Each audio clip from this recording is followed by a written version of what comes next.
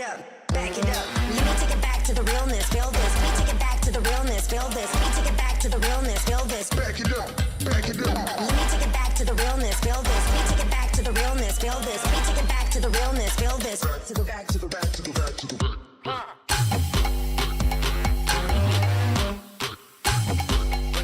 Take it back, take it back.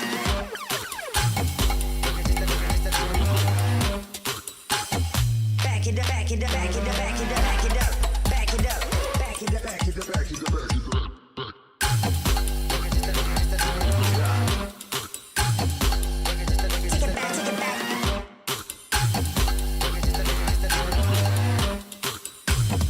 Back it up, back it up, back it up. take it back, take it back. Back it up, back it up, back it up, back it up.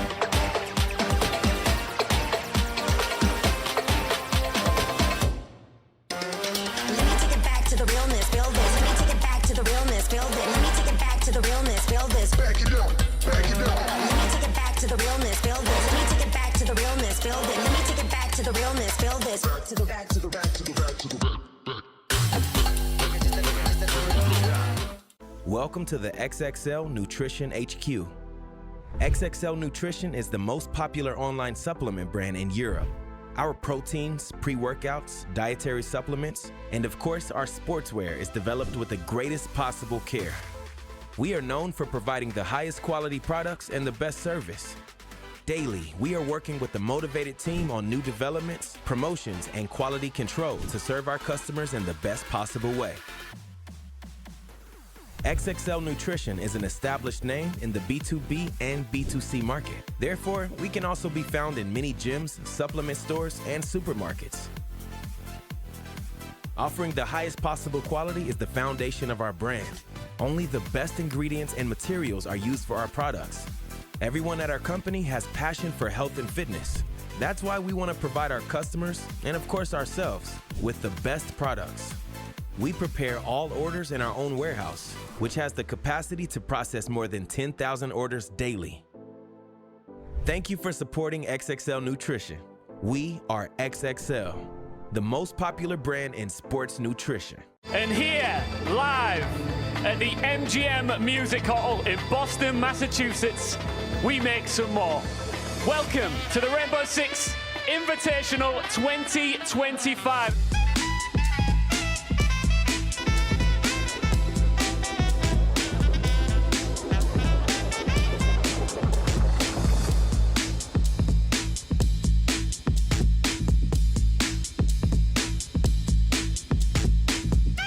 Boston, are you ready to make history? Game number one begins now!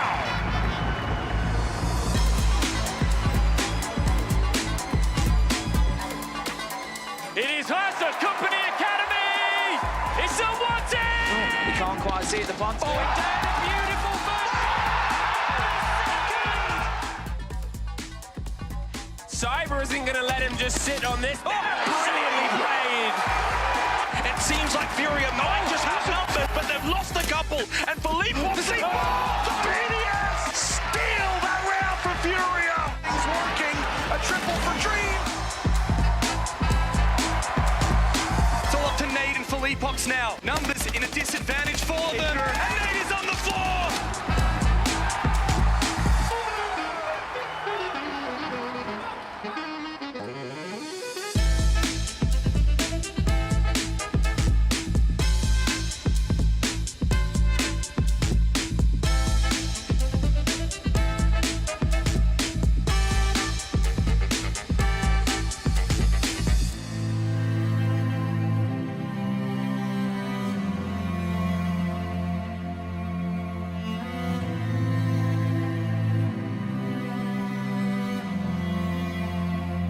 Pressurization complete. First map looks to be locked on to be theirs. Bring out the 1v1. Unbelievable stuff from the Brazilian! It's all up to He's been here before. He's got to step across. It's all about this 1 versus 1. He wins it out. Rene's going for the plant. Simon's got 3. We're down towards this last 30 seconds. King is manoeuvring here.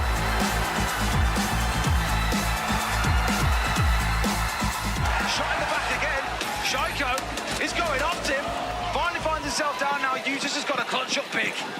Andy, let's see if the swing. They're waiting. Solotov's down. 3 days off. He's also down.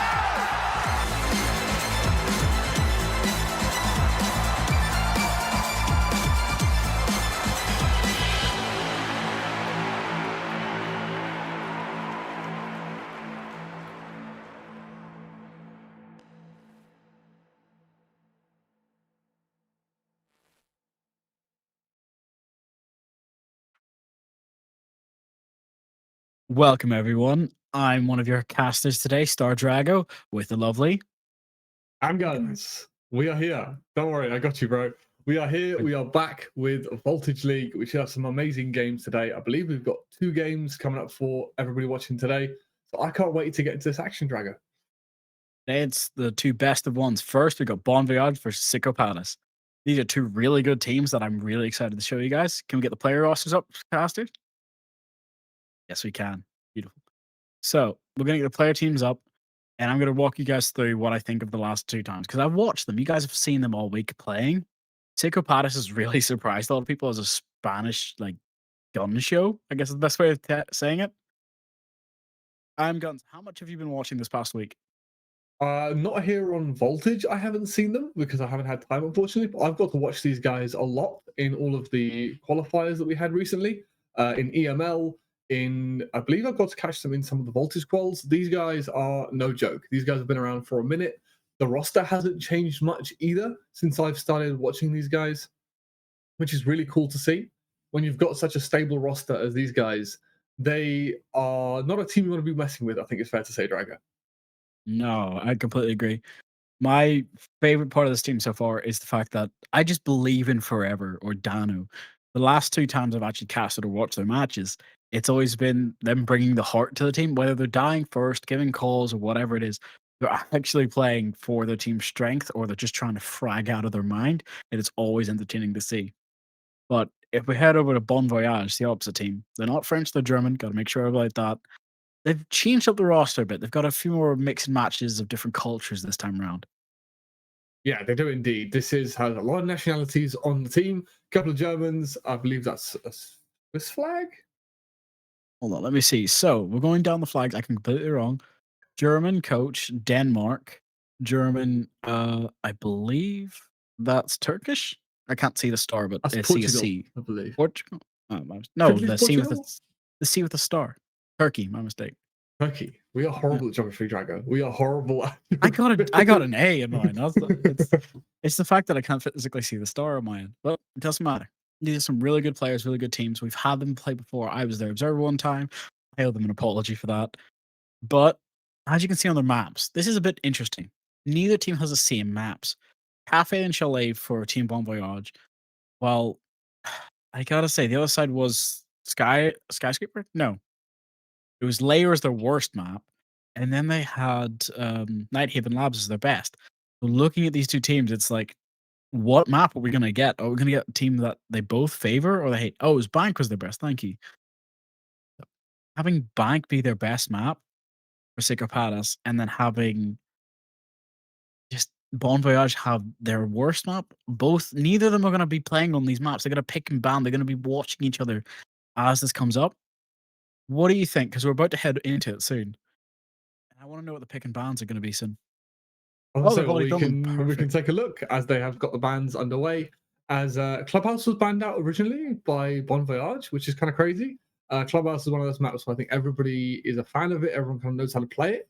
And that could be why Bon Voyage have banned it out first, which is very exciting to see. But we're going to be going to Labs. Drago, I've seen so much of this map recently in so many different things I've casted. It basically has become, I think it's fair to say, it's the new Oregon. Like, it's the new gold standard map of competitive right now. And I think it's well deserved of that title. I think it's a great map to watch. There's a lot of, checkpoints in a lot of the rounds that you have to hit if you want success. And it's a really good measure if teams know what they're doing, if they can hit those checkpoints on a map like Labs. What do you think of the map? Ooh, I do love the map, but I want to see what the staff say first for predictions, because from what I can see, Nighthaven Labs is one of my favorite maps, but I don't know how their team's going to play it because they both hit it continuously. Let's see. Ah, disgusting. It's only me and you versus the rest of the staff. The observer, Rowan, and our producer have all just said, nah, we're not going to worry about it. And you didn't vote. You didn't vote the second match as well. I completely forgot about the second match. I'll have to do my Disappointing. prediction before we get into the second map. But I feel like I'm letting Bon Voyage down here. They've got 2 British guys on the roster, and I voted for Psychopatas, which is, it's very interesting to say the least. But I've seen a lot of these guys play. They didn't have a great run in the EML quals, so I'm really hoping that they can get a little bit of revenge on the T4 scene, T3 scene here in Voltage League. So I'm rooting for them. Someone's got to back them to keep things even. So I can't wait for what's hopefully be an amazing game coming up for us. Well, it sounds like we're about to head straight into it. So let's go and see. I love the beauty that is Nighthaven Labs. It's a Yeah, really it's- pretty map just overall. But then there's so much that can be done. You can go downstairs. You can go in straight to garage wall. You got to think about this every time. The only place you can't get to as a defender is the roof. And I'm still waiting to figure out how to do that. But Deimos is the first ban by Bon Voyage. They don't want anyone coming from below or shoot upwards, and they don't want anyone shooting them from above. So we'll see. Maybe Cav can come out from play for once. But this is nice. It's good to see that we're not seeing the monthly Blackbeard ban. Those seem to be the gold standard bans at the moment amongst like every single team that's been playing anything competitive. To see a slightly different ban coming out from the side of Bon Voyage is really nice to see. But I think Drago Cade is no surprise on a map as Labs and how important the walls are. No, from what I can see, Blackbeard Kide makes a lot of sense. Trying to attack upstairs is already painful enough without having Kide trying to trick it or put the invincible Kides. I've only learned these recently, going back in this game. Oh, Tubarao.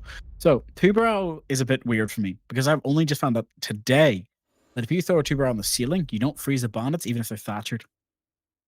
So, this is going to be sights open. They're expecting the walls to get open. They're going to fight it out. The other thing I want to mention is they actually patched that a while back. It doesn't actually matter anymore where you throw the Tabara canisters. It's not really going to make any difference though, because he's going to get banned out just for good measure to make sure that the walls can get opened. And something I want to point out, Drago, is noms on the Clash. I think they're expecting can these see walls it. to get open, and that's why they brought the Clash out. Oh, well, it's Clash. I'm not the biggest fan of it, just because of the fact of I don't see Zofia on the attack. I like to bring Nomad or Zofia, just absolutely make sure I can take them out. But we have some beautiful walls. Everything's getting reinforced. This upstairs hold seems quite default, just they're going to try and hold the fight. I'm a wee bit worried that there's a bit of miscommunication going on, though. Because looks like they're going to try and let everyone come into garage, go into connector, but are they planning on just fighting it? Or are they hoping that they can think roam game, big brain? As of now, it looks like hold site, turtle, and fight. Yeah, it does indeed. And with these wall dart operators being taken off the board, it promotes that more frag-heavy gameplay, especially from the defense. You now got to think, what else can we do to waste the time to make sure the attack doesn't roll all over us? When you are going to be playing this style of play, and you can see here, I think this is where the Mira and the Azami on Rafters, Drago, should be really useful in sort of slowing down Psychopatas when they're going to be looking to clear this top floor. Guns, my boy, you're just going to have to look and see. I don't think they're going to care. It sounds like the attackers are just ready to go, clear as much as sight. Just walk straight in, maybe. He's looking for below, but they've got the Kali out to hold the long angles. Walls breached. There we go. I guess Kali's going to have to be the one to fight with Glass, but they brought the Nomad, luckily, to kill the Clash. But it's such But an remember, interesting game because Kali- they're not planning this out. They're just hoping to take angles and hopefully push. Good luck's already in. She's going to She's check indeed. basement. Is she going to find the Valkyrie? Yeah, the Valkyrie's going to have to swing and knows she no, she does not know about the gridlock on the staircase though. That's 4v5. They know about the mirror. The Kali's gonna have to be the one to hold the angle. Buck is below, readying his drone to hopefully get some early picks. I gotta say, I'm a wee bit worried now because of the fact of they know where the Sami is. They've droned her. They're gonna hopefully pick the angles. And they're just tagging her on the rotate on through the staircase. They've been pushed back into sight so tightly as well. They've given up so much map control already.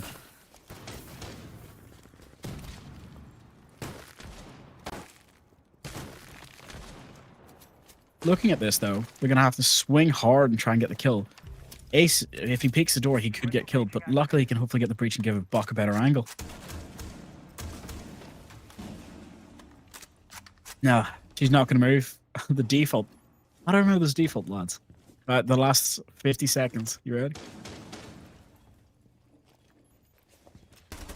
Well, if you're not, it's fine. You got 45 seconds. Nothing's happened.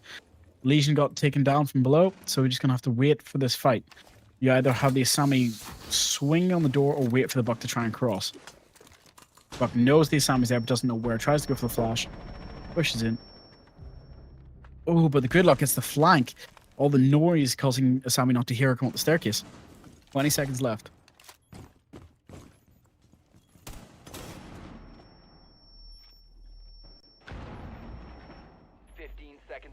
Ace is going for the plant, but they're holding the angle. They have to push in and get it. Mira's in the 1v4 situation, trying to clutch, but she cannot get it because the Buck getting the long angle.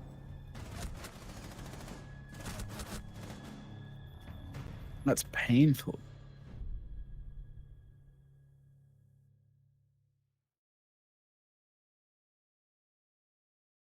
Okay, no worries. So, from what we can see, we've got Gridlock, Kali, Ace, Buck. Oh, there's two left on both sides, but the Clash, Valkyrie, Mira, and Asami. You've only got Melusi and Nomad now filling in the spots. This is a wee bit of a similar strat and similar lineup. Attackers need to locate and defuse bombs.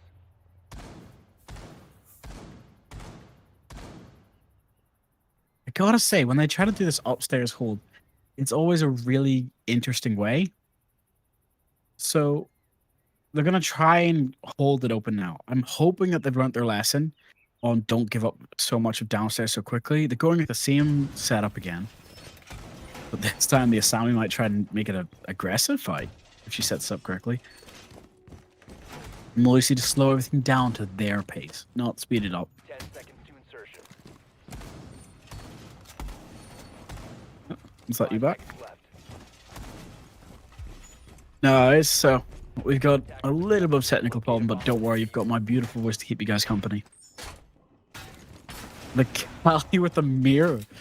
Okay, that's weird. So they just wasted one mirror, which I despise when people do this, but it's their strat, not mine. Okay, I think we should Valkyrie's be downstairs waiting in the angle. Cool. I think I should be back. Apologies for that. As nice use of the Kali to clear the mirror, as you said. It's a good spot. I think the Clash is going to be an insta pick here, over and over for Bon Voyage. And you got to remember the Kali is a Clash counter as well. So I actually quite like the operator here, Drago, to keep using the Kali to counter what Bon Voyage are bringing here. Weird part is the fact that they're just walking straight in, walking straight out. They don't know where the Valkyrie is. They've not drone first for lobby yet, but they're just walking around, making sure that they can hopefully get what they want. This is much better hold from Asami. She's planning to dive on this, but as you can see, the Kali's got the long out guilds to destroy any Asami barriers being made. And as we move Gridlock in, versus Heavy's... Valk, but Valk gets picked. Beautiful shot from Valkyrie, getting the one tap on the Gridlock. Yeah, lovely stuff from the Valkyrie to get the opening kill, as the push up blue is not going to find anything, as Coles is going to find one elsewhere, giving us a 4v4 situation. And after initial gunfights, Drago, who do you think's coming out on top? Ooh, I gotta say, I'm gonna say Sacred Paradise is hopefully gonna come out on top this round, but only for the reason that they still have a lot of utility in the back pocket, plus the drones. So, if they've drawn correctly, they know about the guy downstairs below them in garage. But if they don't, it's whoever can swing the best and swing the shoot first. As this is going to be a freebie coming in from Heavy, as he finds completely Buck unaware of what's going on. No drone work at all, as you mentioned before. That's going to be an absolute freebie for Valkyrie to give us a 4v3 situation. It was in his back pocket, but we always love a good Kali 3v4. But they land the shot. No one's back there. You gotta wait.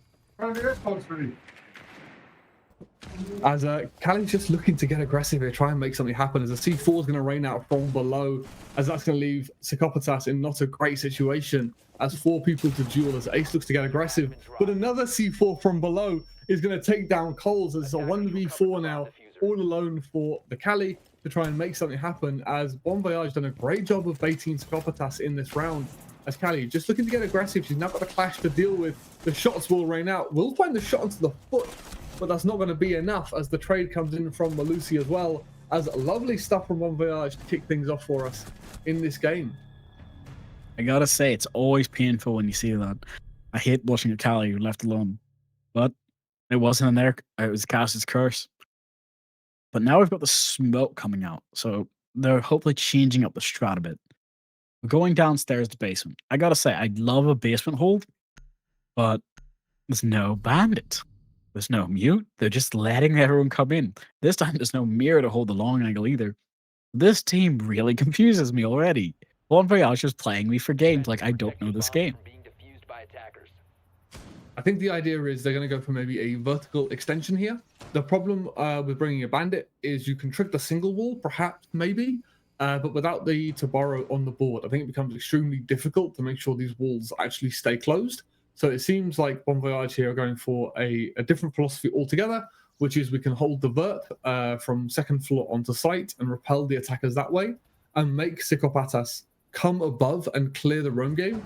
Otherwise, they shouldn't be able to hit the site direct because of all the vertical angles that Bon Voyage can hold from above. As you can see, I think there's 4 players on the second and third floor right now for this extended roam game on the third floor. 4 players on the top floor, just spread out between the 2.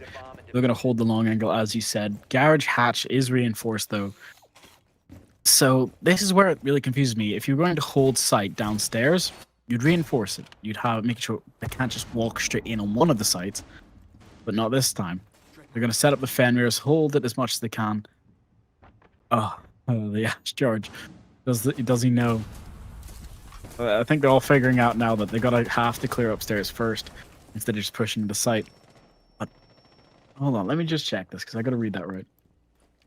On the defenders, we only have smoke in sight. Everybody else is second floor, first floor.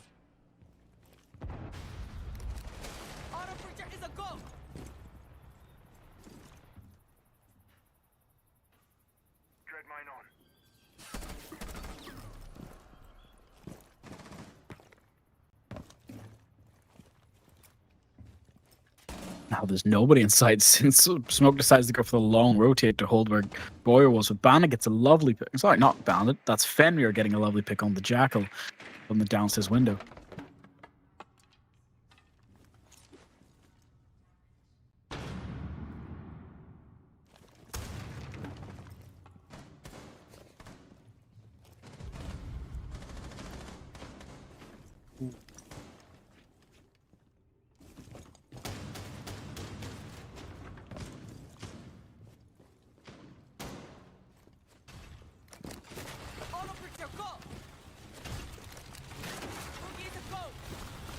It's a minute left. They've used most of their utility now to open up. Buck is still alive, which is a very painful operator. But the fact that none of the Fenrirs are on site, so they've just got to hope in everything. Hopefully get some early picks and go downstairs. It's 4v3. Do they know about the captain on the staircase? Is this going to be another Gremlin situation where somebody just hides and waits and gets the beautiful, lovely pick? Well, looking at how the Buck's going to go and how the fact you've just lagged out, we're just going to have to wait and see. All right, he's backed up, luckily now. They've reinforced the hatch, so actually that does make life a bit easier for him to hide. Ooh. 2 of them, they just got to drop and hold. Go on for the rush. We believe in you, Ram. You've got the R4C for a reason. Ooh, but Castle, lovely taking the pot shot out, holding pillar angle, making sure she can't just walk straight in.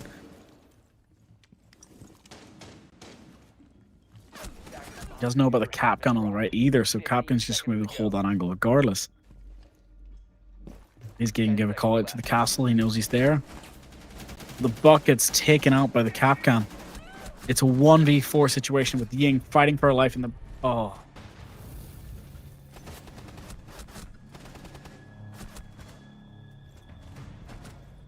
just dancing and dancing under the stars. We'll hopefully have our early cast join us back in a second. But from the beauty of what we can see, they're now having to go first floor, having Warden, Mute, Asami, Valkyrie, and Fenrir. So again, it's a similar hold, but I have a feeling that they're going to try and hold upstairs this time because that would make a lot more sense to me. Having Fenrir, Warden, using their smoke, using their gadget. You don't have to worry about that at all. Defenders, protect your bombs from being defused by attackers. Cool. I think we should be okay, as I have no idea what is going on.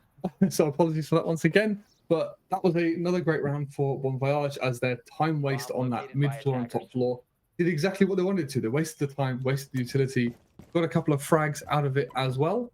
So Skopatas, they just need to stop giving away these early kills, I think, Drago.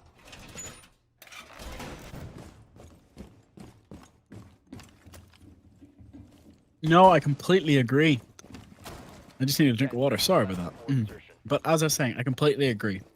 The fact that they've got this turnover between the two teams, the Twitch, Dokebi, Striker, and Buck being switched out, no longer bringing Blitz. Tegopatas, they understand that this is a very defended favored map at the start. Like you said, it is the new Oregon. It's the new house, in my opinion, for casual players. But they know what they have to do. They know they can't just walk straight in without clearing as much as upstairs and site as they can. But they can always try.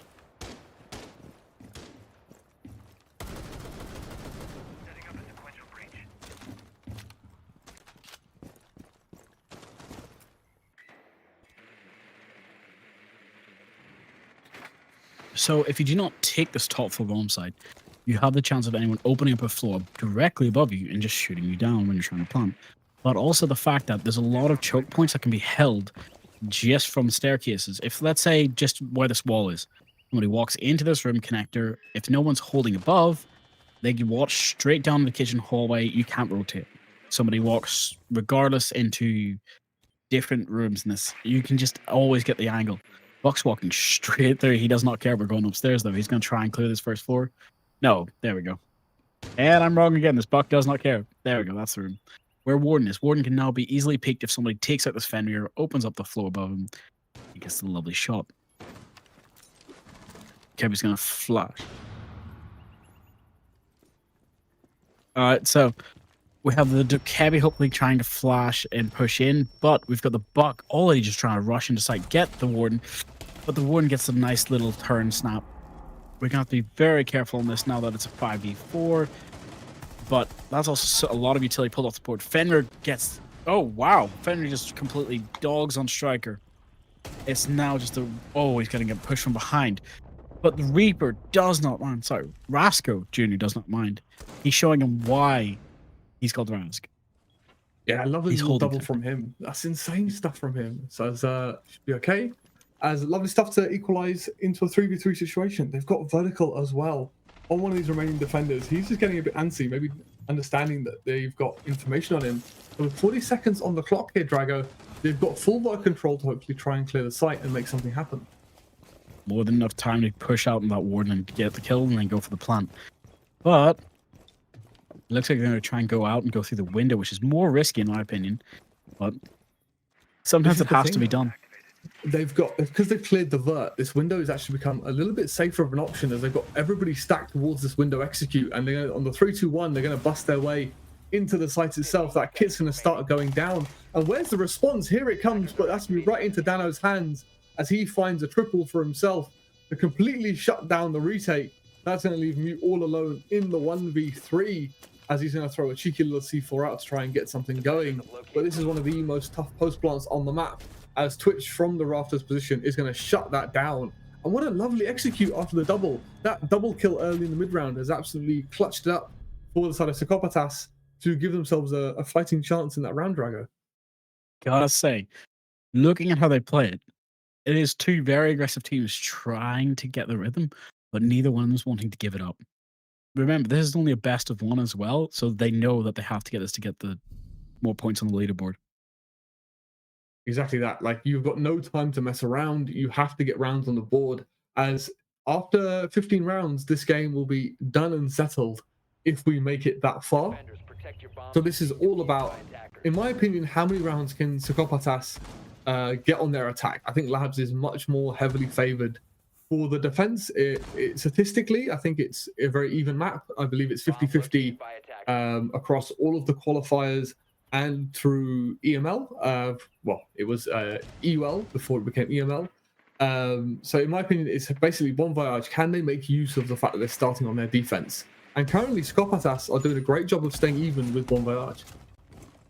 Completely agree. And I love the fact that instead of the Twitch, they're bringing the Nomad. They're making sure that they can cut off all rotations, because that was their painful problem they've had every time. That Psychopathas, that whole round, just kept coming up behind them and doing it. Defuse a bomb.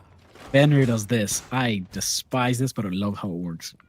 It's just the right height where if anyone walks up, you actually can get the shot off and they will get pinged unless they're proning. So it's a 50-50 if they know about it. Yeah, The Monty pick.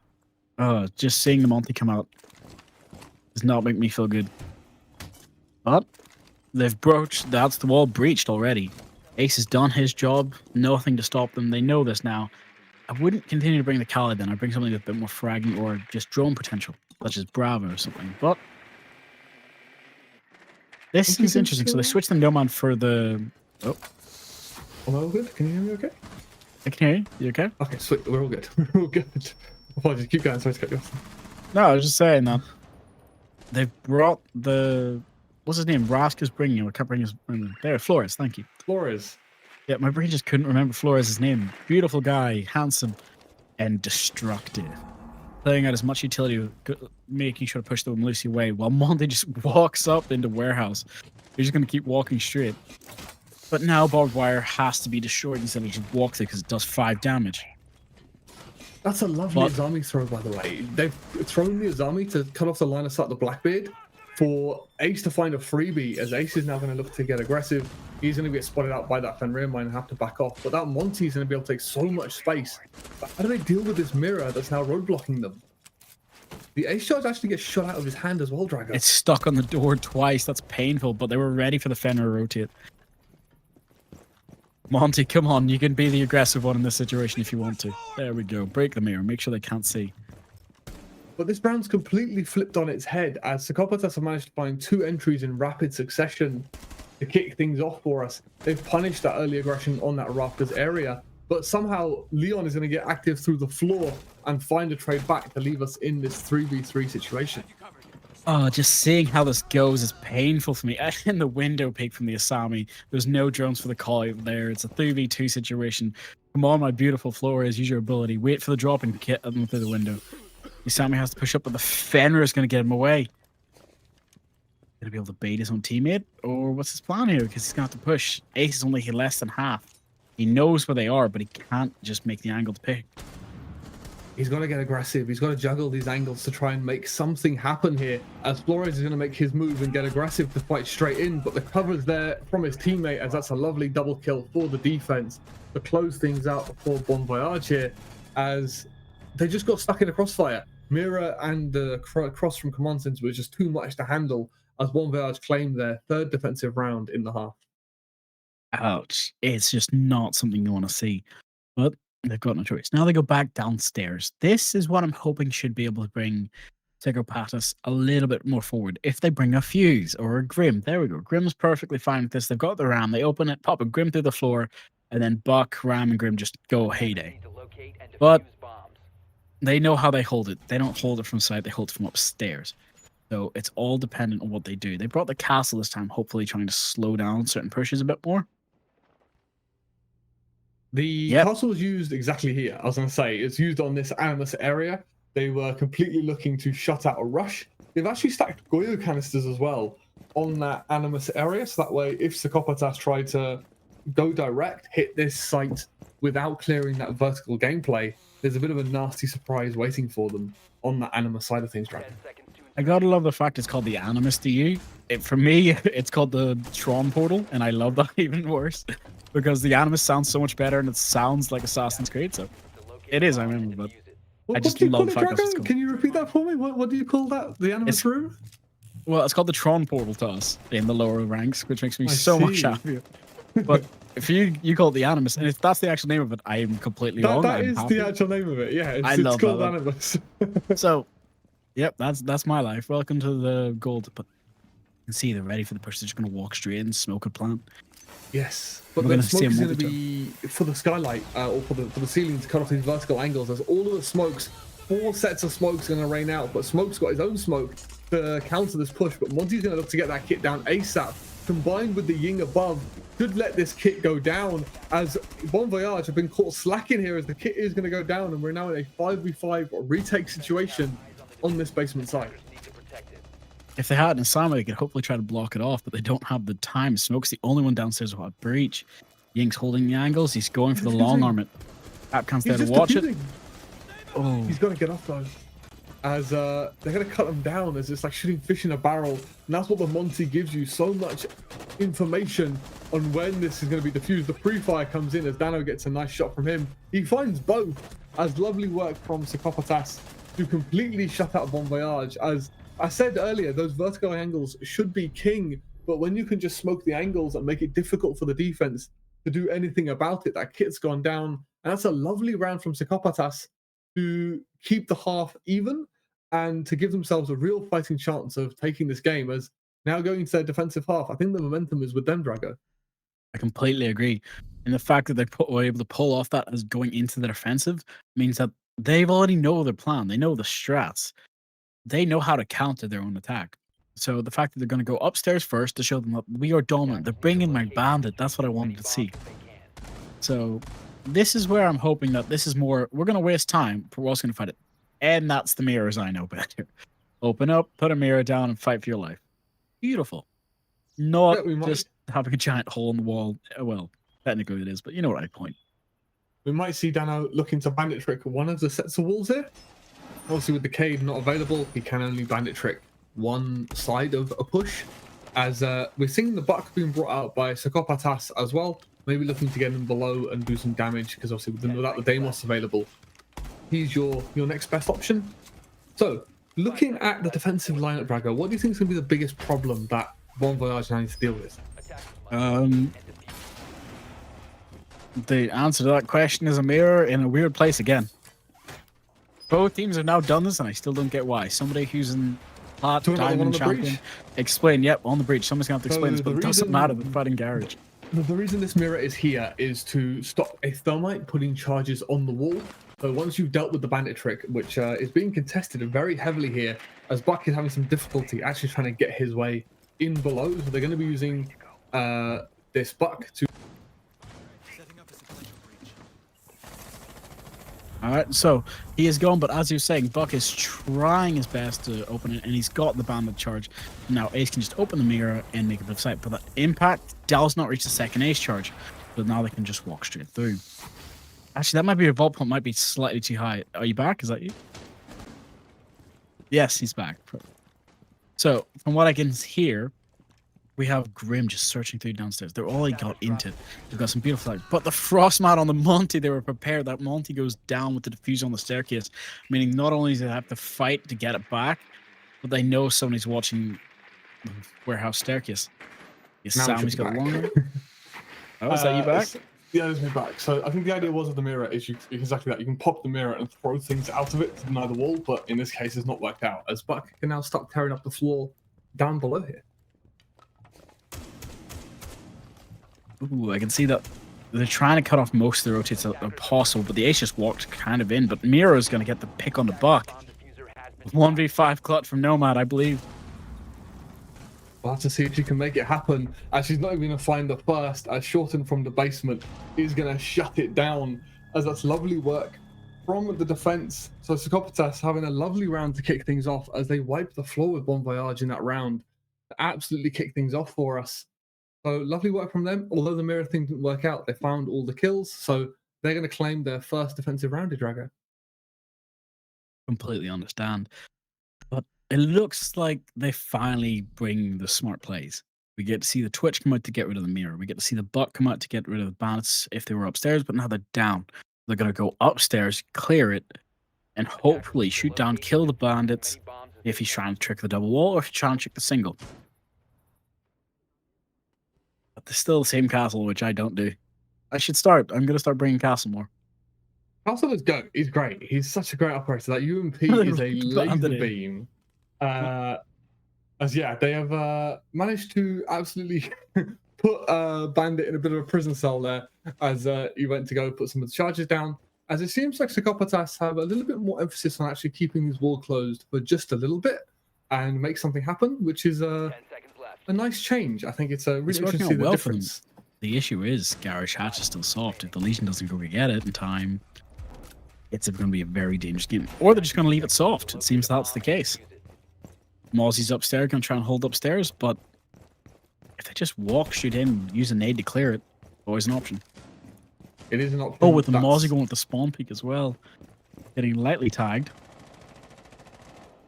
Boy was trying to hold kitchen and lobby.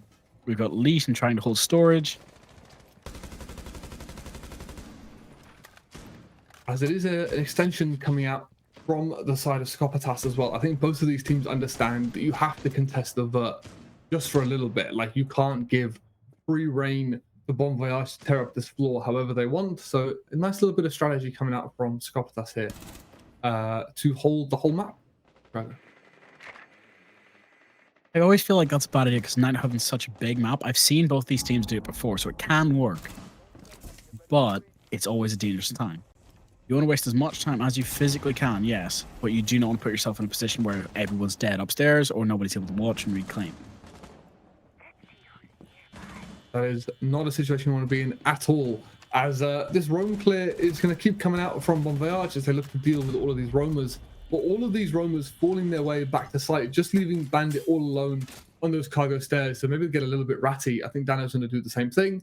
So a very similar approach from Bon Voyage here as Scopatas were doing. Oh, sorry, a very similar approach from Scopatas as Bon Voyage for this basement side dragon. You're completely correct. They're just going to sit and hold. They've now wasted more than a minute. The Seafarer goes out, hopefully getting the Nomad, but it doesn't land his detonation. You've just got to be a wee bit more careful now. It was a minute 20. They've given up upstairs completely. Most of the utility has been used on them. But Dano's going to sit and hold his bending stairs. The only one who can peek him is Dokebi. So, oh, sorry, IQ, my mistake. Yeah, as this initial engagement comes in, the default cam's going to get shot, and I thought they might have used it as a trigger, but Heavy's going to have no interest in fighting towards that Exo side. As with full control, it looks like it is going to be an Animus execute coming in here as Ace makes his way into Animus. He is the only one here at the moment with kit in hand. He's now got all of these castles to deal with, and this is not ideal. He's going to have to punch this window castle to get line of sight into the pillar area over that way. But with 40 seconds left, we need to get a move on here as Bon Voyage needs to decide. They need to decide very quickly how they can help the Ace flank out here. is not working. He's trying his best. Just be very careful now with the pick. So IQ goes for the ping. He's not going to be able to get... Dano's just going to keep trying to swing that, keep as much pressure as can. But there's the Bandit flank that we wanted to see going from upstairs. But they're just clearing them downstairs as well. Bandit getting picked off by the Nomad. 14 seconds left. 3v4 situation. And this is not ideal as Ace is completely flamed out. Those goyos we spoke about before being a massive problem as Ace is just trying to find something, but he's going to get shut down as well as Psychopatas have found all the kills, leaving Leon to get that kit down, but he's going to get shut down as well as it was just the time. The 25-second Goyo canisters completely shutting out Bon Voyage there on their execute and making things difficult is Psychopatas as with 2 rounds back-to-back on their defense, they start to build some serious momentum here, Drago. During the time, I want you to give me a quick rundown of how you think that could have been improved, because they're going to be saying the same thing to themselves now. I want to hear your thoughts. They need to make better use of the verticality. The Bon Voyage had the buck in hand. As soon as the Ace drops the Animus hatch, he's got no way out, right? You are now committed to that Animus clear. You need to clear the pillar, you need to clear cargo stairs, and you need to have some kind of lines of sight onto the doorways, onto the rotates from the other side. If you can achieve those things, then that's how you can help your Ace gets into the site itself. And unfortunately for Bon Voyage, they didn't manage to dislodge those key positions they needed to actually get the plant down. So that's where I think they could make the most improvement on that basement execute. Okay, I completely understand. But now we're going to have to go back into it. They know it's first floor control, so they've got to have a mixed match of what they did in the first round, what they did in the last round. So they were able to get upstairs hold quite quickly last time. But they still had a minute left on the board and were too afraid to just look for the Bandit. They didn't know what to do. He wasted so much time until he dropped the hatch and got the kill. So by attackers. now it's you've got to check the upstairs and the downstairs, or you just kind of clear upstairs, push site, and go for the plant. But as you've already mentioned once before, Attackers have holes located a bomb. or goals. So all kill holes are here. They know what they have to do. The plan's going to be a bit more difficult. They're not planning on using garage as a rotates point. They're planning on using it as a kill zone. Yeah, so Sarcophagus here, you can see them making that vert from the basement side. I'm really hoping this is to allow C4s to be tossed out from basement. The only thing I'm a little bit concerned about is you can be spread a little bit thin if you're looking to hold, you know, if you're doing like a 2-1-2 split, you can be a little bit spread thin on the areas you want to hold, like you can see here. It might actually be a 1-1-3 split here, as we've got 3 people up towards this command center and IT area. As you explained to us before, you need to hold this top floor and you need to clear this top floor because of those lines of sight you get from the top floor, and in this case from the basement as well. So Sarcophagus adding another layer into the strat to defend from the basement as well as the top floor. But it might not care. They might actually just try to hopefully go for the site, push the ward and get the kill, and then try to plant somewhere where there's no shot gun holes. But I think it's just to put enough pressure, make everyone feel a bit worried. They bring up the Maverick just to have a lovely little kill hole. If he can get the nice angle on the Asami, he can probably get an early pick. But she's causing as much trouble as she can. Yep, using a utility to waste some time, causing a bit of a nuisance of herself as she's holding down that top floor with her teammate. They've actually snuck a lovely drone into sight here. We might actually have a lot of information later on to execute when we get there. Well, as you said, for tonight's night, this is a good night, hopefully. So we're going to hopefully see them pick off and rotate through server. There's the wall breach. They don't know how to fight it because there's no mirror on it because they used it on the breach again. That's one thing that has to stop. I might be wrong because I'm too low level, too little brain, not enough IQ, but we just got to wait and see.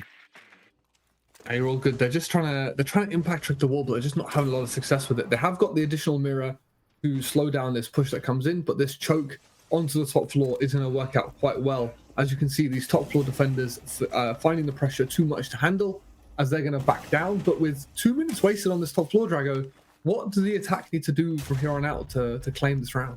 Well, with only a minute left now, we got a lot to do. They're going to have to clear us quickly upstairs, drop down, make some of the plant on the table so they can't get blown up from below because they don't have the time to check basement. They know where the mirror is on the rotate, so he can either go for the drop or try and get the lucky pick.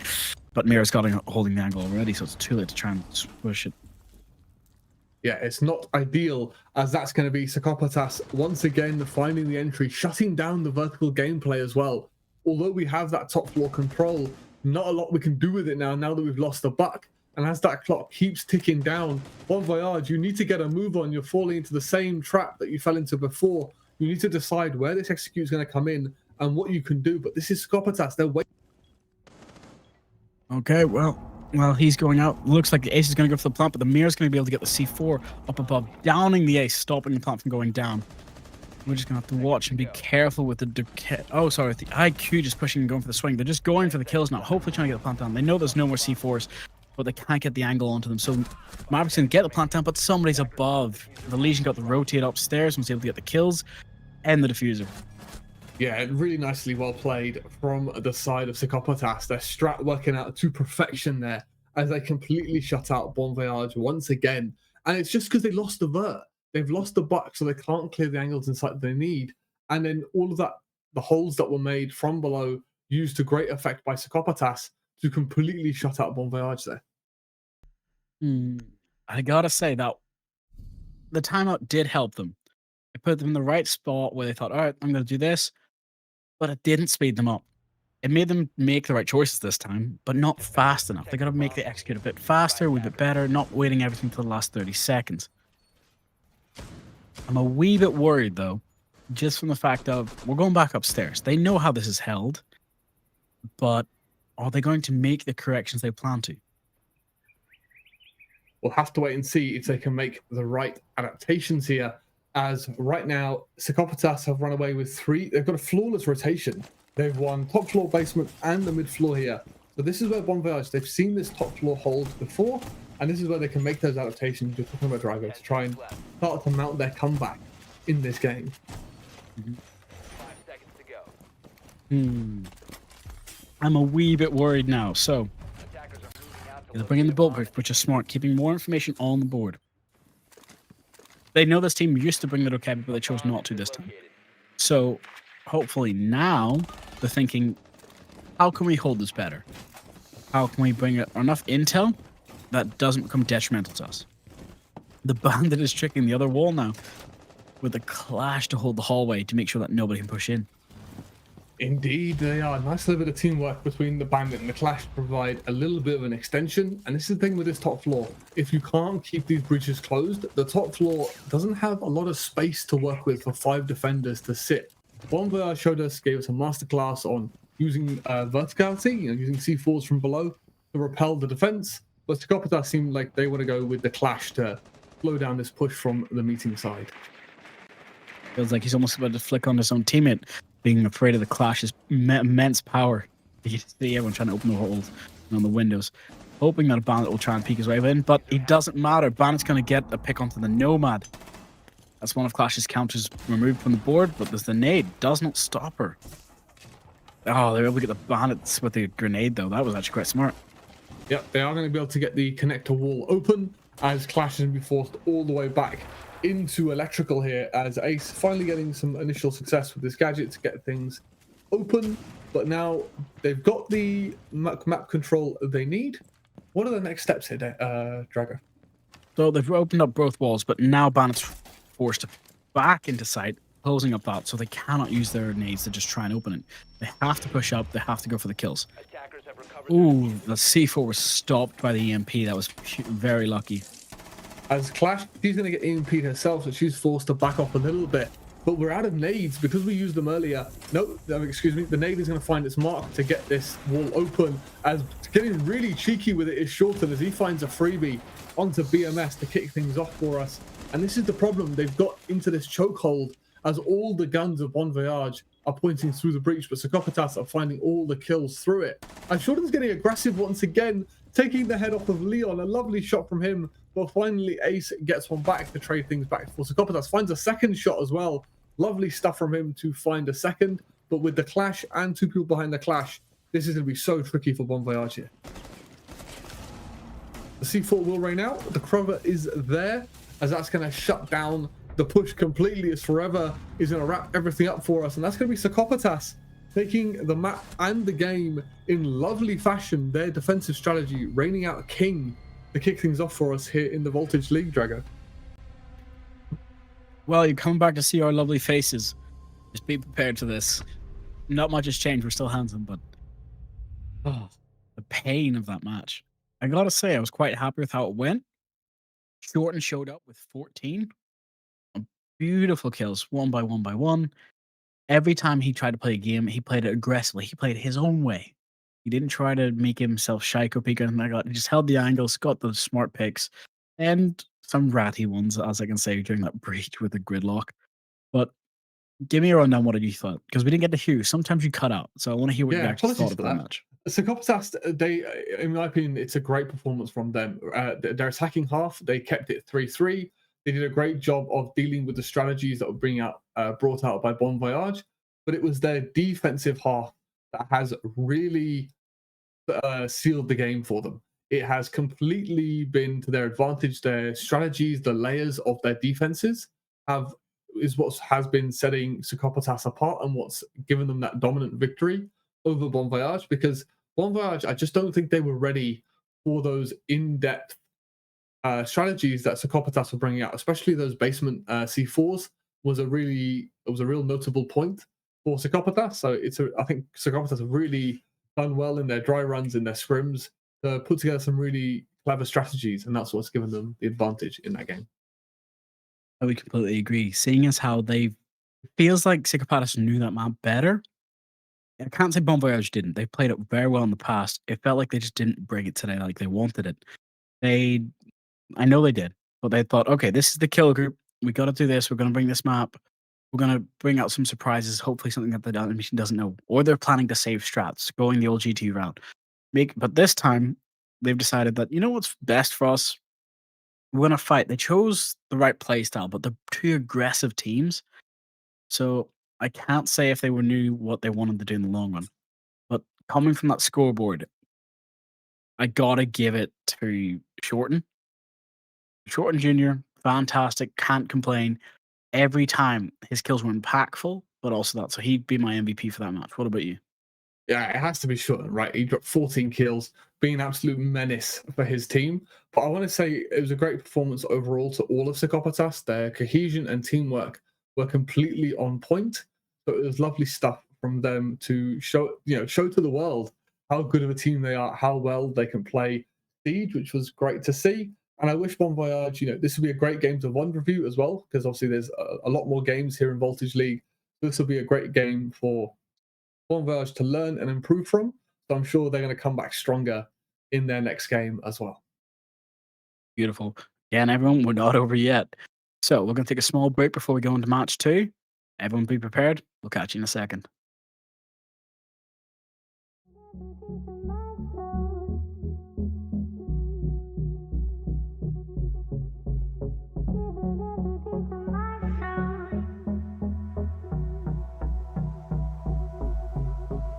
Giving every piece of my soul.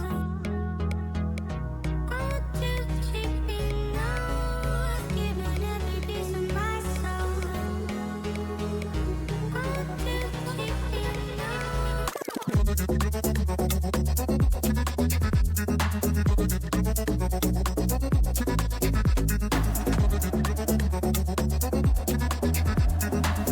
soul.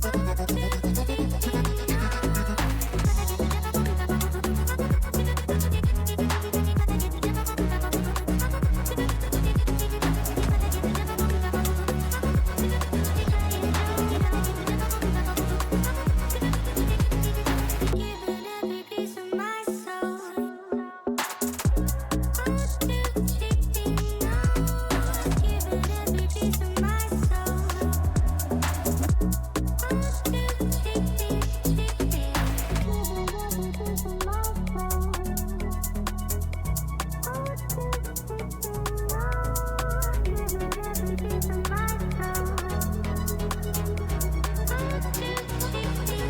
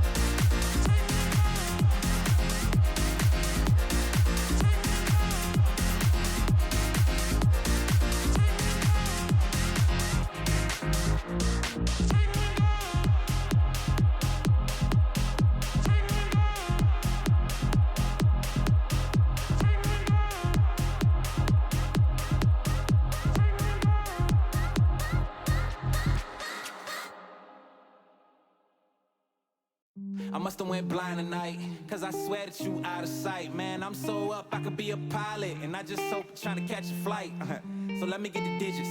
I call right now if you with it. I seen 1,000 pretty girls in this room. $1 and I've been looking for you. I've been searching, it's so hard to find a girl who's one of a kind. Cause being alone just isn't cool.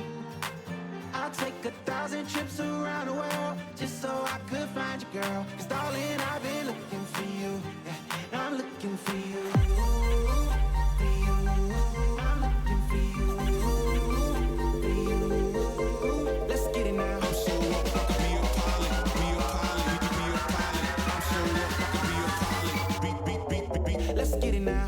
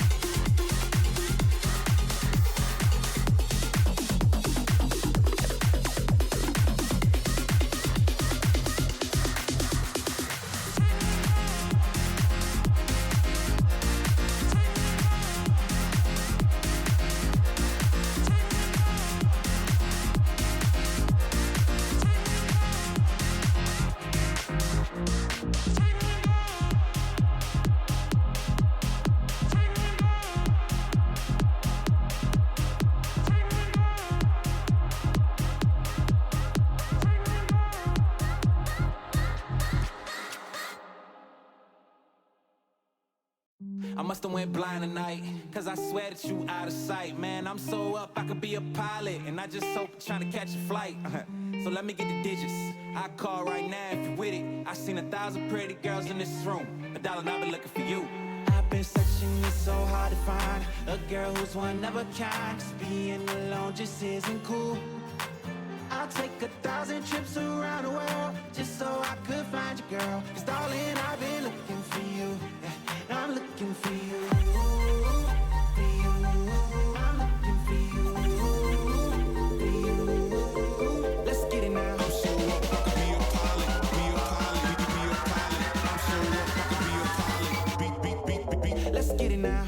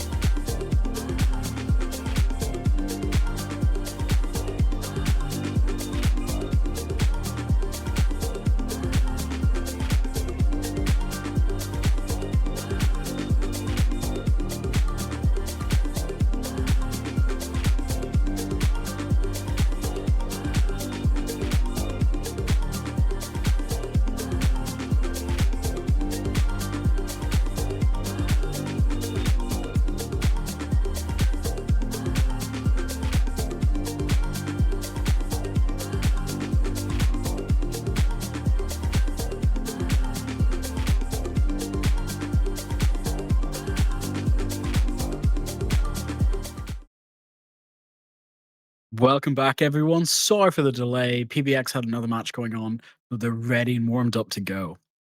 Cool. I'm You wanna back say- as well. We should have no tech problems this time around. So without further ado, let's take a look at the lineup for PBX. They should be all good and warm coming out of their previous matchup. So let's take a look at their roster and then see if there's anything notable to mention about them before we get into this game.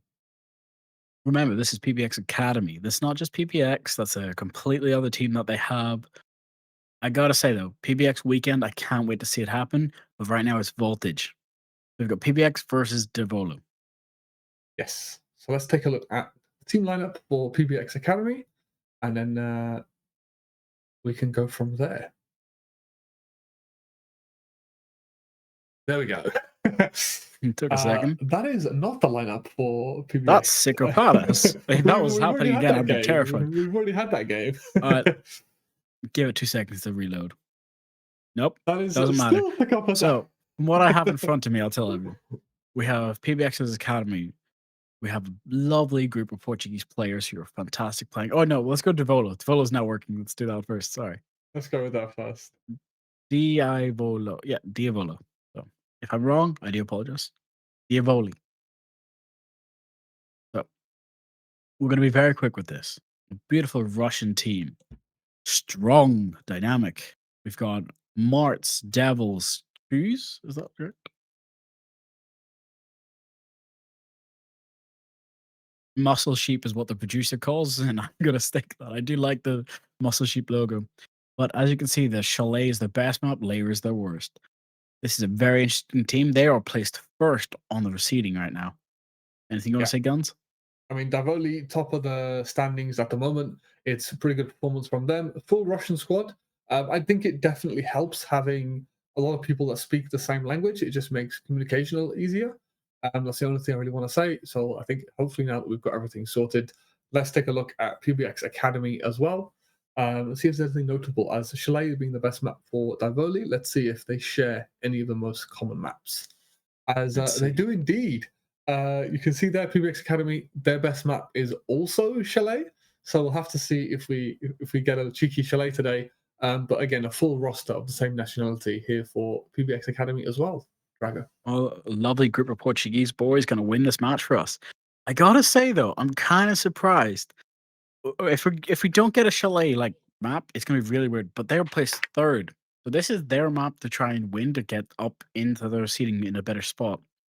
Let's see what the pick and bans are, and then we'll head straight into the match. Yeah, I'm very excited to see what map we're going to be going to. As fingers crossed, it'll be Chalet.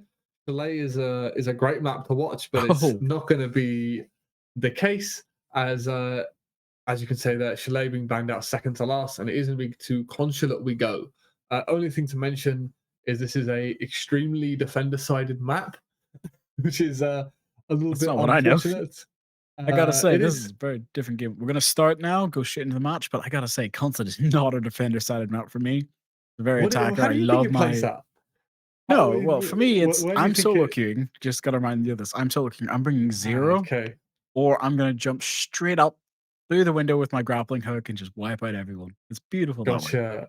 Don't win very often for anyone. Well, hopefully, these teams can take some inspiration from that and turn what's normally a defender-sided map in competitive into a great map, a masterclass on how to attack. We'll have to wait and see. Hopefully that does come into the case. But we are good to go. We're good to get Consulate underway, Drago. So let's see exactly that. If we can see some exciting attacking gameplay coming out from both of these teams. I gotta say, I love that animation video of just playing of Consulate and pick and ban. I'm gonna go Blackbeard. Come on. Fingers crossed. Is it going to be a Blackbeard? It's going to be a Maverick. No, it's a Maverick. Very different this time. I think it's great to see. Again, something different to what the usual bans are. I think PBX Academy may be looking to make use of their defensive half as much as they can by keeping these walls closed. What do you think, Drago? I completely agree, but seeing that here comes second Blackbeard, there we go. That's what I know and love. No shield, just good old Maverick burning holes being banned and Blackbeard being banned. Here's the thing. I actually understand this slightly more because I've used the Maverick Stratton garage downstairs. Pop a hole, Blackbeard peeks it, he can see it, and then he drops and shoots quickly. Valkyrie getting banned, though, was not one I'd seen. It makes a lot of sense. So just like what we saw on Labs, there is a lot of vertical gameplay available for the defense. You can see C4 from below in a number of spots. So Valkyrie being banned out makes a lot of sense. But I love the Goyo ban as well. Goyo can waste so much time. I think he's extremely strong right now. The Drago, I think him being banned out these are really cool set of bans that we're seeing here today. These are the right bans for this map, I gotta say. Maverick makes sense if they're just trying to make sure that nothing gets opened, but Thatcher's still on the board. They're trying to hope that the team doesn't bring it, but they can also ban the trinket, and it's easier to defend and get rid of it. But seeing the Deimos, the Ash, Flores, Sense, and Blitz. This is painful on the attack. I don't think it's painful. I think it's a little bit of a carnage lineup coming in from the side of Divoli here, as I think they were geared up very much for a top floor CEO execute with this lineup, but when they figure out its basement, I think we're going to see a lot of switcheroos coming in from the lineup, and that is what we end up seeing. But obviously, as the attack can keep repicking, what do you make of PBX Academy's lineup for defending this basement side? They picked it right. Sands is just very strong to keep it upstairs. Just keeping the line of sight, being able to kill diffusers if they need to at the long angle. but then also having that bandit to try and slow down as much time and make sure it's not too easy of a push. The weird one for me is the fact that they didn't do the back wall reinforcement. So seeing that they have the Asami, I'm thinking that they're going to try and fight server and try and hold it, but here comes the Sen spawn pig colon. SMG 11 spawn pig. Yeah, Solus has got SMG 11 in hand, looking to get aggressive, looking to get an opening pill for us, but not going to find anything there.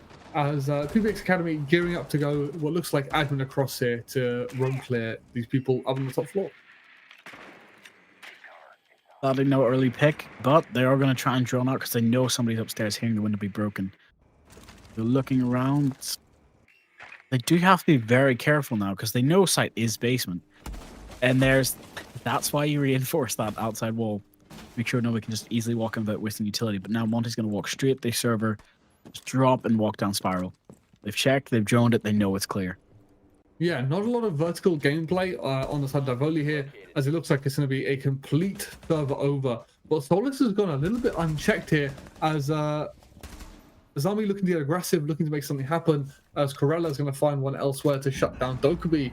So a nice early advantage for PBX Academy, but traded right back by Choose there, as Mute's going to fall as well, as Maverick finds another, or sorry, it's the Striker finds another there, to give Divoli Academy the 4v3 advantage, leaving the Thermite on 1 HP.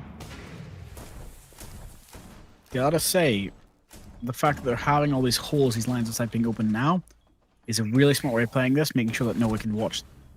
Oh, but she wasn't ready for the cross. The Monty wasn't able to give out the call out. And this is where just dueling with Monty, they're trying to push back the push that's coming in, getting those Legion's mines out, trying to cause something to happen, but Legion doesn't seem bothered at all as he keeps hunting for these gunfights, just waiting for some of these Divoli players to challenge him. We should have spotted him by the hatch. We do indeed, as Thermite picks up one. Lovely shots from him, picks up a second. Lovely headshots from the Thermite, leaving Legion all alone. And the Monty that he wasn't scared of is going to pick him up, as that's going to be a lovely execute onto the site itself, coming in from the attack to kick things off in this first round. That was a good show of no fear. He knew the control. He knew that he could hold off on walking up and just trying to melee the Legion. Didn't have to get active. There was still somebody above for opening up sight.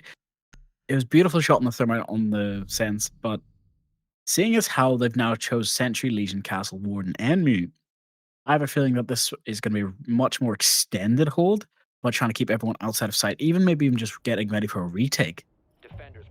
Yeah, it's also interesting to see that PBX Academy haven't gone to top floor. Almost always we see a top floor, a basement, and then a mid floor. And PBX Academy are actually going basement up at the moment. So we've gone basement. We didn't do very well on it. We're going to give Piano another go.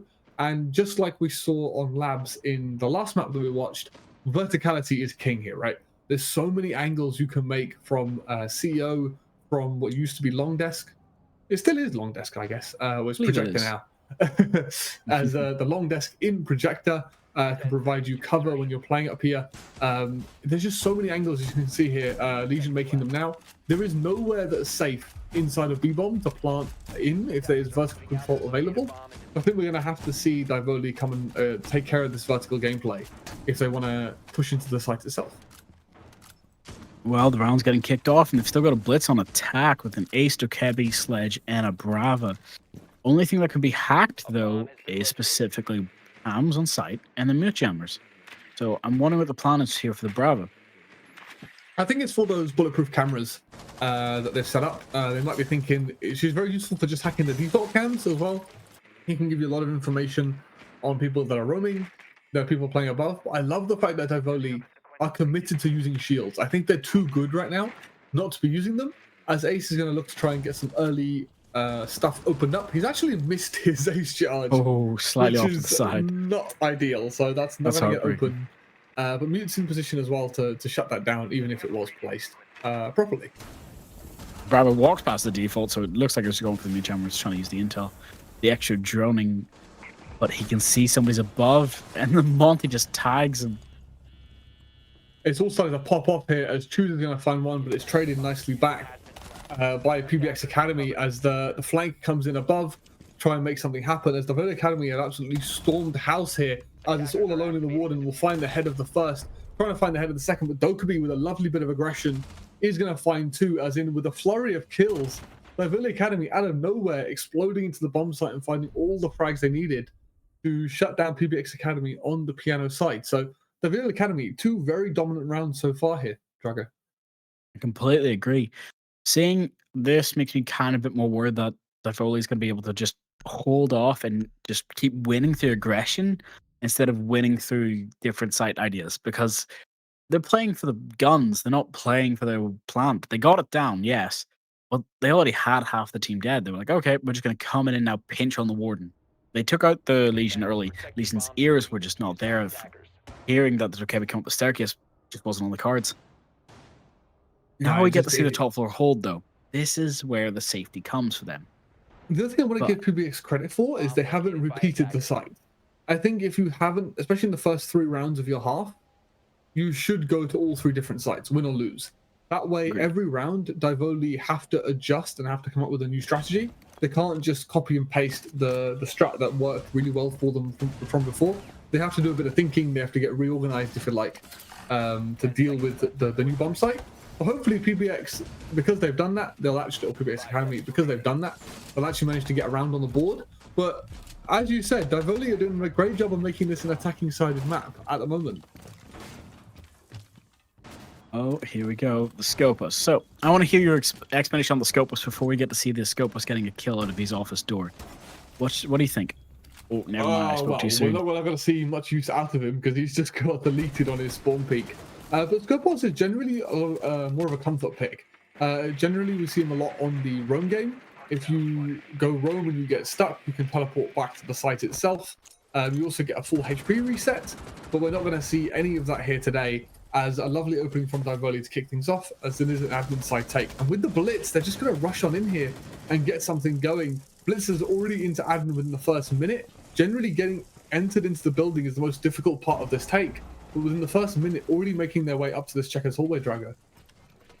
No, I completely understand.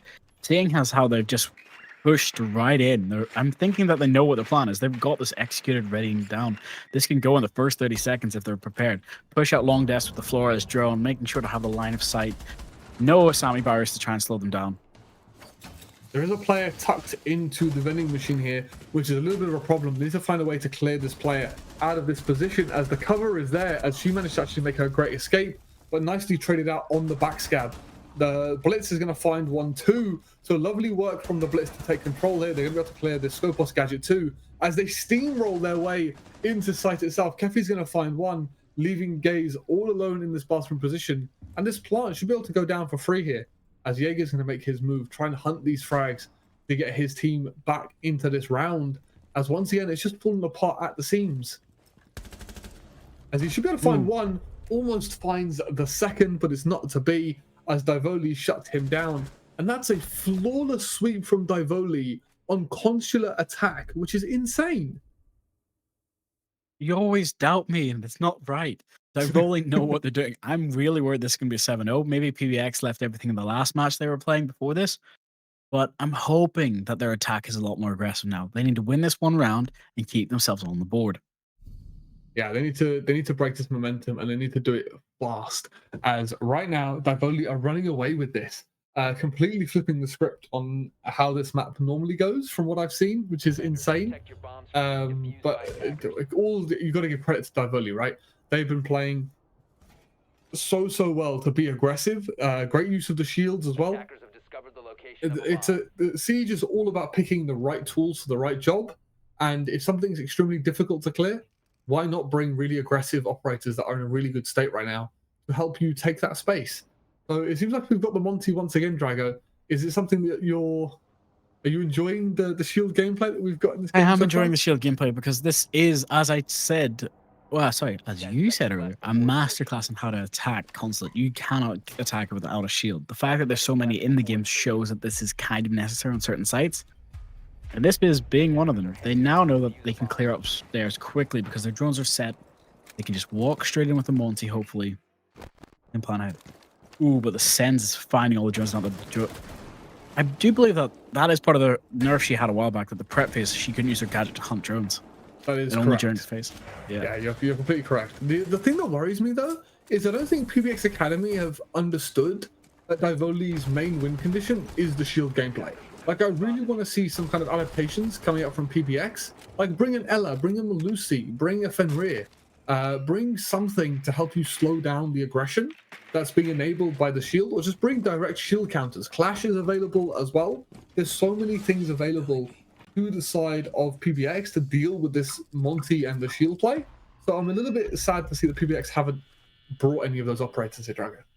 Lion to Kebi Cole as well. No, I'm sad that they're not planning on counting them. They're planning on just keeping this as gunfight oriented. I'm a wee bit worried. As I said, PBX is in one mindset from a previous match.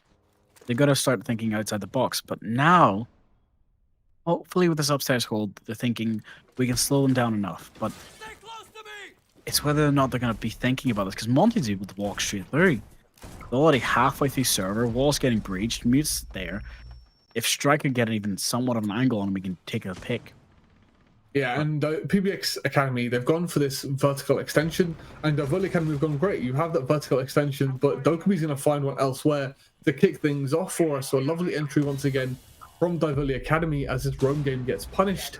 So we're going to see a trade back though, as that's going to be choose to fall on the Lion, but the backstab coming in from Dokubi, already pushing her way down yellow, but she's going to fall as also the ace is going to fall elsewhere, as Solus is going to find one, and this is so much better this time around from PBX Academy. Oh, painful. At least the at least the Solus is getting out of there. Luckily, Monty's just being aggressive. He's pushing in, going for the fight. He does not want this to lose at this point. Keeping as much time as he can. I was going to say, he got the punch onto one, but it's going to be all left down to the Dokubi, who's been everywhere but nowhere at the same time as she pushes up, but that's going to be Solus to shut her down. And this is so much better from PBX Academy. Welcome into the lobby. Lovely crossfires being held from them to finally get around on the board, Drago. Yes.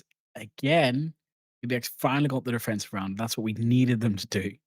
They've got 3 more of those. Hopefully they can get out. But from what I can see, I'm a wee bit worried with how they're playing this. Knowing that they know the enemy. They know how Divoli likes to attack now. They've seen it. Maybe they were just letting them have a couple rounds to check that, all right, this is how much resistance we need to give them on the roam game versus how much resistance we need to give them on the site. Maybe they're just testing the waters, per se. Yeah, it could be. It seems like PBX Academy have finally figured out like what they need to do, but I think PBX Academy are going to be set in the rotation they go with. They went basement, middle, top, and now they're going to go basement, middle, top once again, win or lose. And this is where Divoli Academy, they did a great job last time around of picking apart the extension on the top floor and hitting the site direct, hitting them where it hurts. So hopefully PBX Academy, as you said, now that they've realized this very aggressive style of play coming up from Divoli, that they can look to counter that kind of play. How they've set this up, they are going to have to do extended hold upstairs with only 3 people. It looks like they're planning to use it to hold upstairs. So, yeah, you've got Striker, Castle, Legion. I was wrong. 4 people upstairs, not 3. And just mute on site again, which is always worrisome. But they're forgetting default, so maybe that can be able to catch them out. Surely the red pings will give them away and they'll get this default cam shot here. As Divoli Academy once again pushing straight up towards this yellow side of the map. No one over towards admin. This mute's going to take some very early damage, getting caught out as Ace is looking to get aggressive here. Maybe just looking for the mute to shoot off this Ace charge and to swing in to take this fight. But mute is going to think better of it. He understands if he looks away, he might get jumped in on. So some early lines of sight opened up by the attack into the site itself to kick things off for us in this 5th round. And there's the Bravo hacking the cams, as you did say. They're going to have to be a wee bit more cautious looking at how they're playing it slower now, which is good. Because last time they were already in sight in the first minute. Now they've got the angle, they know where the mute is, they know what their plan is. Yeah, it seems like they want to just gang up on this mute here as Blitz is just waiting for the call from his teammates just to let him know that he can make this push. The only problem is, though, that vertical, those angles they've opened up is going to counter them, but they found that pick. They found 2 for their troubles, as that's going to be both site anchors gone, as Dokubi finds another one elsewhere. And this is using the smoke to try and get this kit down, but I don't understand there's a warden on the board. But the angle of the shield is going to try and protect him, but it doesn't work out. As lovely work from the warden to counter that execute, but warden's going to fall as well. And it's all down to the strike or the sentry, who's actually been castled out of the site itself. And once again, Divoli are finding the weaknesses and exploiting them beautifully to give themselves a 4th attack on Consulate. Last attack round before the switch. So this is where the big brain plans have to come out from PBX. They need to get a second one on board. They've got one. They know what they can do. They're going to go top floor now. Bring the Asami, bring the Jaeger, bring the Skopos. This time Skopos should hopefully play it safe. As you said, it's a comfort pick, you say. But I have a feeling they do have a strat of some sort, whether it's go out, get an early pick on the run out, and then switch back to the main body, well, switch back to the other body and hold it. Yeah, there's two kind of trains of thought you can use when Skopos. The first we've discussed is using it for that roam game. The other is you can just use it as like an advanced shield. A lot of the time you can put a one of the Skopos drones on the vending machine in the checkers hallway, and you can sit somebody behind it, and then if you haven't tried it, the visibility you get behind a Skopos shield is lovely. It's way better than having to try and pre-fire off of a shield. So that's another use you can see of the Skopos, is you can kind of just sit behind it. You can position one of your Skoposes and then use it as a deployable shield yourself. Your team can give you info off the back of it as well. But I have a feeling this is more of a just a let the guy whoever's playing the Skopos just go a bit crazy, just have a bit of a freedom with it, and have a bit of it gives you a bit of a fail safe. You know, if you do take a lot of damage early, you can just swap back and get a full HP reset. So I don't quite understand the use case for it on this top floor, as I think there's better sites to use him on. But let's see if they can, make something work with him this time around. Well, this time we're lucky the Skopos hasn't died in the first fight, so we can hopefully get this mute getting a lovely pick. Oh, no, that's the smoke goes down. Sorry, my mistake. But the run out from the Skopos, and he still gets taken out. Oh. PBX Academy, it's all falling apart for them as they finally get one back. They try to get aggressive. They try to deal with the fight the fire with fire, but it's not worked out for them, as Mute's still trying to be aggressive here, trying to make something happen as that C4's gonna get shot out. He pushes his way into Coffin, looking to get aggressive to make something happen out of the chaos. He sees a couple of guys here. Will find ahead of one, could find ahead of the second, but Gaze is going to double up elsewhere, as PBX, after losing that initial gunfights, have made it work, as they've suddenly found themselves in a 3v2 advantage after initial chaos on the admin side. I have a feeling that came out from just the Asami and making sure that they had everything. But now that we have the Flores going for below and hopefully getting a better angle, they're planning on just holding steady, making sure that they have to push them. They've got the long angles. They're not sitting anywhere where breaches are. They know who the last two operators are. The issue is, one of those is Capital. Not only does he have smokes, he's got fire. So, depending on how he decides to play this, he can get a really early pick, or he can just cut off angles with the fire. But I think the Jaeger's getting ready to swing, so he's going to have to hope for the aggression. Yeah, we're just waiting to see if we can see any of these remaining anchors getting out of line, getting a little bit over swingy, but that's not going to be the case, as Divoli, this should have been their round. They found two brilliant entries, but it's traded back beautifully by PBX Academy. So just a whole lot of nothing going on right now, Draga. No, there's the fire to come out, hopefully making a bit of a line of sight, slowing things down, but the Jaeger can help slow them down even more. But Chus has got the backstab here as he's making his way into sight, and Capital's going to find one for himself too. The Jaeger's going to trade him back though, as really well played from the Jaeger. This bulletproof's going to give the game away as Capital looks to push up.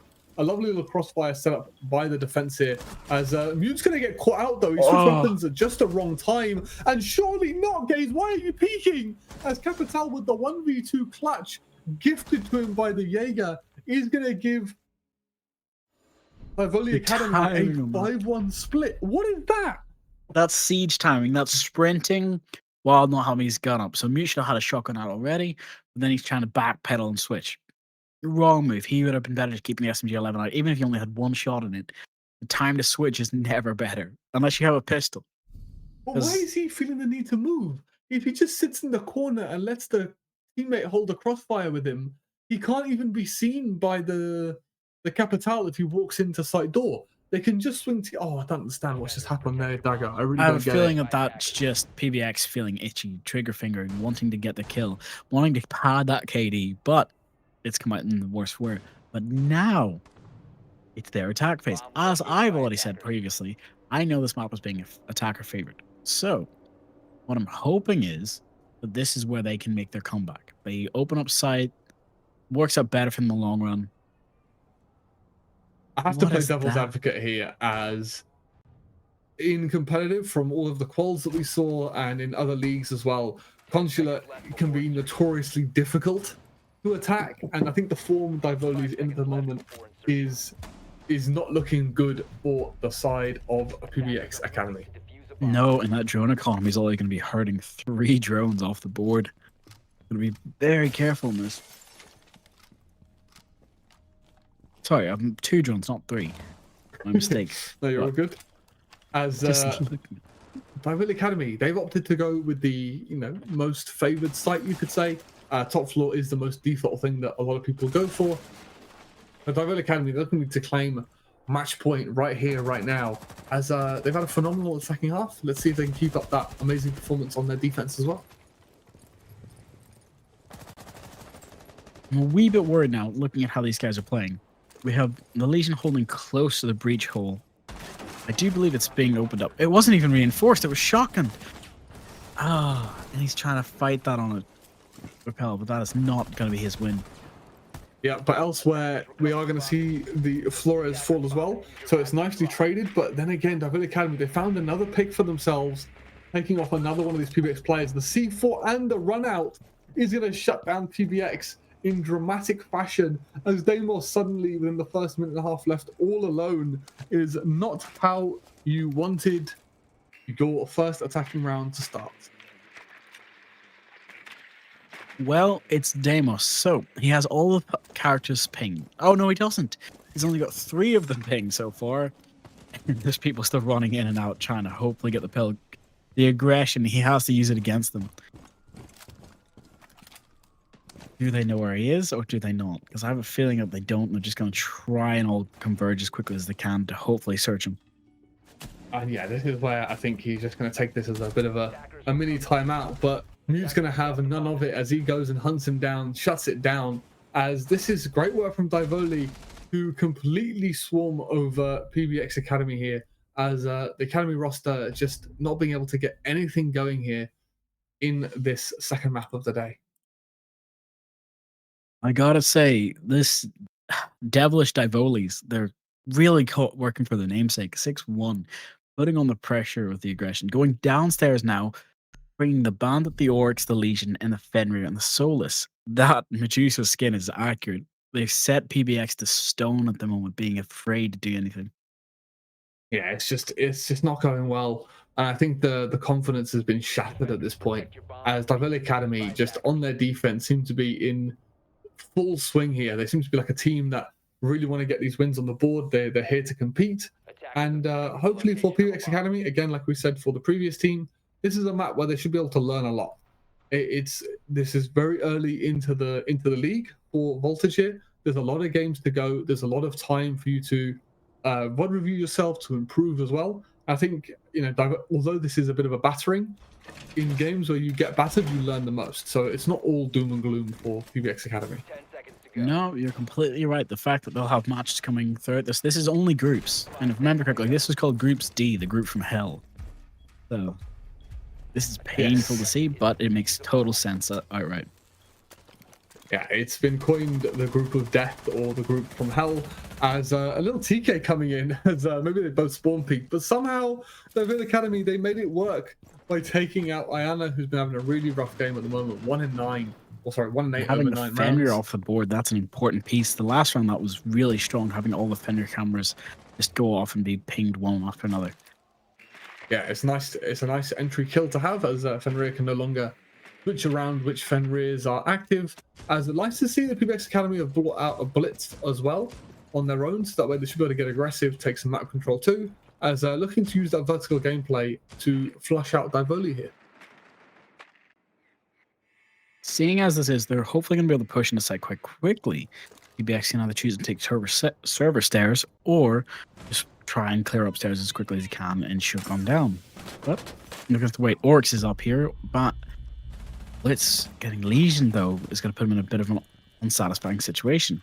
Yeah, this guy is being hunted as all of the PBX Academy players trying to make something happen, but the Oryx had help as the Blitz is going to fall as well. But there's a nice trade back from the Twitch, also from the Lion, to keep his blitz alive as a 2v2 situation. But Alrid's just better, putting this Legion's gun to work. That SMG finding all the kills. It's now a 2v1 situation as one is down but not out.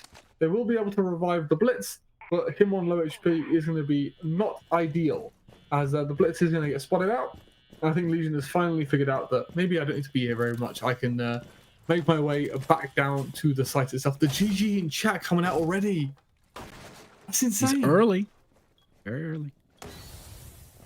Let's say a blitz can be a very powerful operator. They've already been able to check that A is clear. So they just need to go into B and hopefully hold the angle. But Arden gets a 4K, and that's the ace. Oh. Alrid just completely shutting it down. A lovely ace from him to close things out from Divoli, as Divoli are going to be taking their map 7-1. A dominant performance from them, which makes a lot of sense. They just completely stormed this game. They were playing so well on their attack. That confidence is carried into their defense. As Alrid, that 11-4 scoreline, absolute dominant performance from him to kick things off for us. As unfortunately, there's a bit of a speed run to end things here on Voltage League for us. Okay, but from what we can see, that was a beautiful match.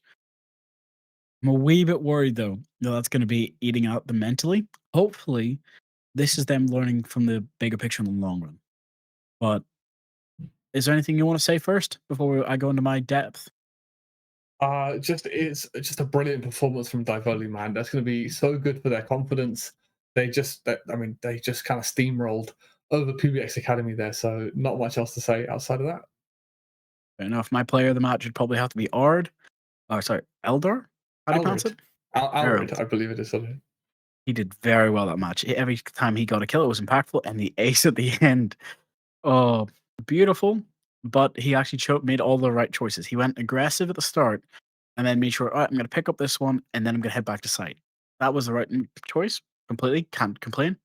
So hopefully, throughout this, we're going to see more from them. They did really well this time. And Devils, God, Devils Divoli. That's what I'm going to call them from now. That was beautiful from the Muscle Sheep. Anything you want to say to finish us off? I mean, just want to say a massive shout out to everyone that was enjoying the siege today, hanging out with us, watching for Voltage League. Obviously, without you guys, we can't do this. We appreciate all of you for stopping by. Appreciate you as well, Star Drago, for casting with me today. It's been really good fun. Although we did have our fair share of problems early, we got it all sorted though, which is nice. And then we want to give a shout out to our lovely observer and producer as well, so Unnamed Gamer. And you want to give the shout out for our producer as well? Well, this is our lovely Zian, or Zana as I like to call him. A lovely producer. He works on a lot of other things, including CS. So thank you for having us today, everyone. We'll catch you all the next time. See you guys.